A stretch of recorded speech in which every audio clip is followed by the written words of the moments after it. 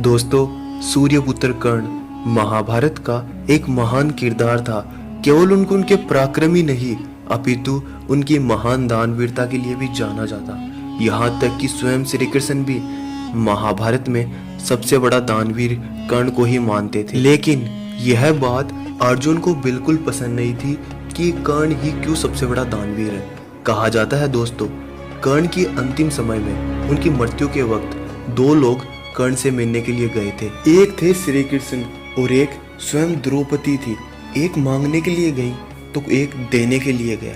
और दोस्तों, कहा जाता है जब श्री कृष्ण कर्ण के पास गए थे तो वह कर्ण के व्यवहार से प्रसन्न होकर कर्ण को वरदान भी दिए। लेकिन आखिर द्रौपदी ने कर्ण को वहां जाकर क्या दिया, तो आइए जानते हैं। इससे पहले आप चैनल पर नए हैं तो सब्सक्राइब जरूर कर लें। दोस्तों, जब महाभारत युद्ध के अंत में कर्ण अपनी मृत्यु का इंतजार कर रहे थे और असहाय होकर धरती पर पड़े हुए थे, तब अर्जुन श्री कृष्ण से कहते हैं, हे माधव, आपका महान दानवीर कर्ण तो असहाय होकर धरती पर अपनी मृत्यु की प्रतीक्षा कर रहा है। तब श्री कृष्ण ने अर्जुन से कहा, कर्ण को उनकी वीरता और दानवीरता के लिए सदैव याद रखा जाएगा। तब श्री कृष्ण की बात सुनकर अर्जुन बोले, आखिर कर्ण इतना बड़ा दानवीर कैसे हो सकता है।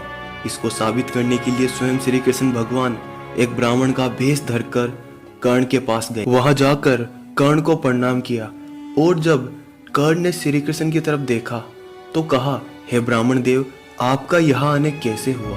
किंतु तब श्री कृष्ण ने कहा कि मैं आपसे कुछ मांगने आया हूँ दानवीर, किंतु आपकी ये दशा देखकर मुझे अब ये प्रतीत नहीं होता कि आप मुझे कुछ देने के योग्य हैं। जब कर्ण ने यह सुना तो कर्ण ने अपने पास पड़े पत्थर को उठाकर अपने मुख में सोने के दांत को तोड़कर श्री कृष्ण को अर्पण कर दिया।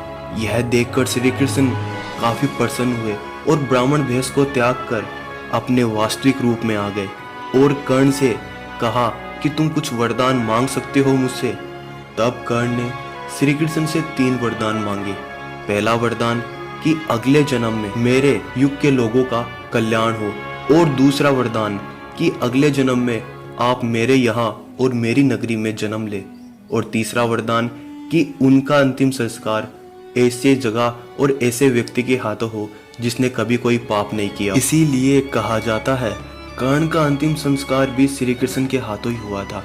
लेकिन अब बात आती है, आखिर द्रौपदी कर्ण के पास आकर कर्ण से उसने क्या कहा।